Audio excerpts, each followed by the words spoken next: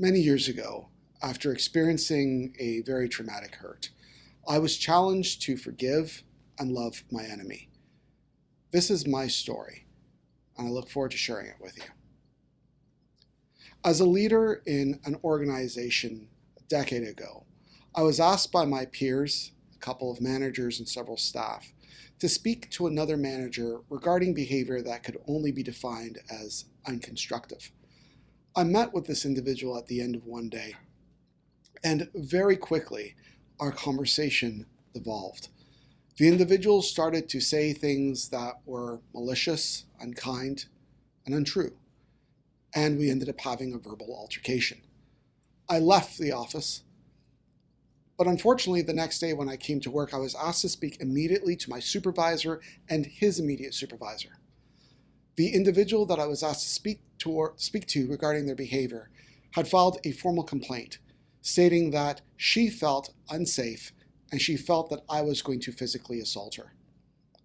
My world came crashing down. I couldn't believe someone could say something that was so hurtful, so untrue, so malicious, so vicious. This accusation could mean the end of my career, and it would destroy my reputation for years to come. Over the course of a few days, I spiraled. And I remembered that there was a witness in the room, and I was confused as to why that witness did not come forward. When I approached that person, they shared with me that they were not aware of what was happening in the back rooms. But immediately they came forward, they vindicated me and told senior management of my innocence, and they shared that it was actually my accuser that was the one at fault. Now you would think that this was a good news story, and I felt good for all of 30 seconds. But it wasn't the end for me.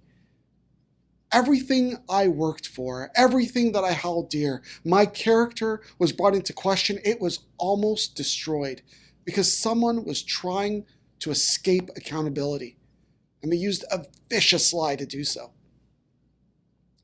I spoke to that person's manager, as my supervisors didn't have the authority to do anything. And she said words that I will never forget.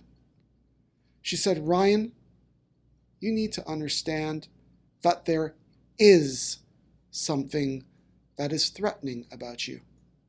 Not was, but is. A constant state of threat. I ask you to take a moment, look at me, and figure out what that is.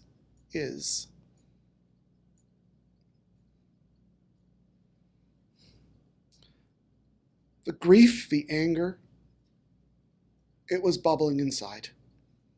I was not going to get justice from this situation. And so I invited a good friend out for dinner one night. We sat across the table from one another as I was seething inside. And he said to me, "Ryan, you know what you got to do." I looked back at him. I said, "You know, you're right, but I do not like you very much right now." It was probably the greatest display of fraternal love you could ask for. I was able to forgive my accuser. I had to forgive because that is the expectation of me as a Christian. And beyond that is the healthy thing to do. Over 2020 and 2021, we've seen a lot of things in the media.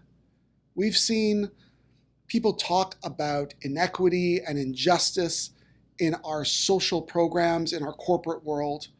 I am no stranger to these things. Everything I worked for was almost destroyed because of these same structures of inequity and injustice.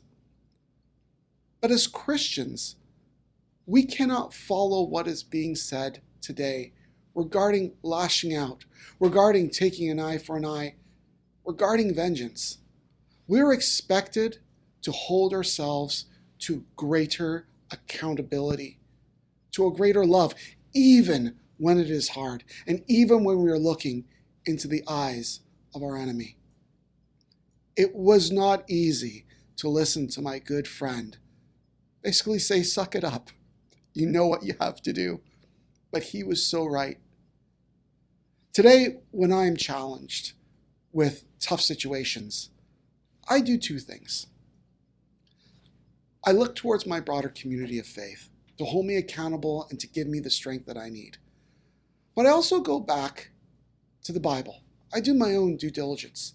Specifically, I always go back to read the Beatitudes, which talk about what Christian character looks like in life.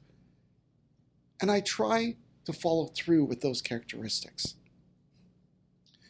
If you're dealing with a challenge in your life right now with someone who may not have treated you well, I ask you to maybe try some of the things that have worked for me and see how it works. Thank you so much for taking the time to listen to my story, and God bless.